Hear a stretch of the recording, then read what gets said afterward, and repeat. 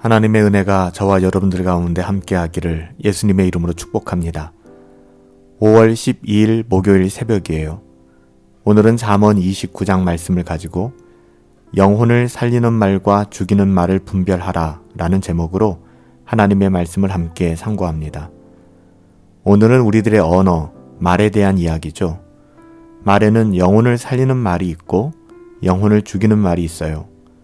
물론 획일적으로 규정 지을 수는 없지만 대체로 영혼을 살리는 말은 듣기 어려운 쓴말이고 사람을 죽이는 말은 듣기에 좋은 달콤하고 단 말인 경우가 많습니다. 책망은 비록 쓴말이지만 우리 영혼에 유익한 거예요. 그 말을 듣고도 목이 곧아서 고치지 않는다면 생각하지도 못했던 때에 망하게 될 것이다. 이렇게 본문 1절은 경고하고 있죠. 반대로 아첨하는 말은 달콤한 말일지라도 이웃의 발 앞에 그물을 쳐서 결국 넘어지게 망하게 하는 말이다 라고 5절에 말씀하고 있어요. 잠언 기자는 말에서 더 나아가 육체적인 징계까지도 언급하죠. 이것이 비록 말보다 더 쓴 것이죠. 말보다 더 쓴 것이 육체의 징계 아니겠습니까? 하지만 이것이 우리 영혼에 참된 지혜를 준다는 점에서 더할 나위 없이 우리에게 유익한 것이다. 15절, 17절 말씀이죠. 우리가 듣기 좋은 대로만 해서는 올바르게 살아갈 수가 없어요. 쉽지 않아요. 왜 그럴까요? 왜냐하면 사람은 타락한 본성을 가지고 있기 때문에 올바른 길을 몰라서가 아니라 알고도 악한 마음으로 순종하지 않는다는 게 문제예요. 오늘 우리는 하루 종일 어떤 사람들로부터 무슨 말을 듣고 살아가는지 한번 돌아보았으면 좋겠습니다.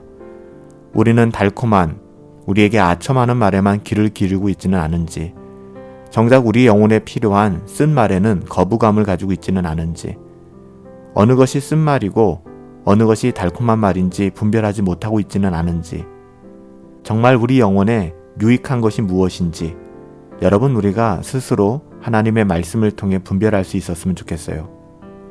만일 이런 분별을 하지 못하게 될 때 만약에 그 사람이 영향력 있는 지도자의 위치에 서게 된다면 그가 속한 공동체는 어지러워지고 또한 그가 개인적으로 이렇게 분별하지 못한다고 할 때에는 그 개인이 속한 공동체가 어지러워지게 될 거예요. 비슷한 결과를 낳게 되는 것이죠. 언제요? 분별하지 못할 때 그렇습니다. 그런 지도자는 백성들을 탄식하게 만들 것이다 라고 2절에 말씀하고요. 또한 4절에 보면 거짓된 자들로부터 뇌물을 받아 공의가 서지 못하게 하여 나라가 망하게 될 것이다 라고 말씀합니다. 이런 분별력이 없는 사람은 남의 가난한 사정을 알아줄 수 없는 그런 지식이 없죠. 남의 가난함과 아픔을 공감하거나 알아줄 만한 지식이 없습니다. 그래서 사람을 끝없이 무시하고 또한 온 나라와 그가 가는 모든 것을 들쑤셔 놓게 되죠. 그는 거짓말을 들어주게 될 것이고요. 결국 그 밑에 모든 관리들은 다 악해져 갈 뿐입니다. 반면 왕이 가난한 자의 사정을 살피고 들어주면 어떻게 될까요? 그의 통치권은 견고하게 세워지게 될 거예요. 13절 말씀이죠. 말을 분별하는 것이 얼마나 중요한지 몰라요. 이것이 독인지 이것이 약인지 분별할 수 있는 지혜를 오늘도 하나님께 구할 수 있었으면 좋겠어요. 여러분, 말 중에 말, 우리가 가장 중요하고 가장 소중한 건 뭘까요? 예, 당연히 하나님의 말씀이에요.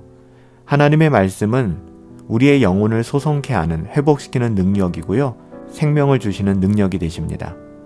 그러니까 하나님의 말씀을 듣고 분별하는 것이 천하 모든 말을 분별할 수 있는 능력의 원천이 되는 것이고 기준이 된다는 것이죠.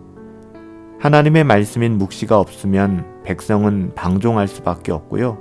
고삐 풀린 망아지와 같이 뛰게 되지만 하나님의 말씀, 곧 율법을 지키는 자는 복이 있다 라고 18절에 말씀하고 있어요. 사실 이 말씀은 오래도록 오해받아온 그렇게 사용된 구절 중에 하나거든요. 많이 들어보셨죠? 백성에게 꿈이 없으면 망한다는 식으로 이해되고 가르쳐져 왔어요. 하지만 여기서 말하는 묵시는 보통 말하는 비전이나 꿈을 말하는 것이 아니에요.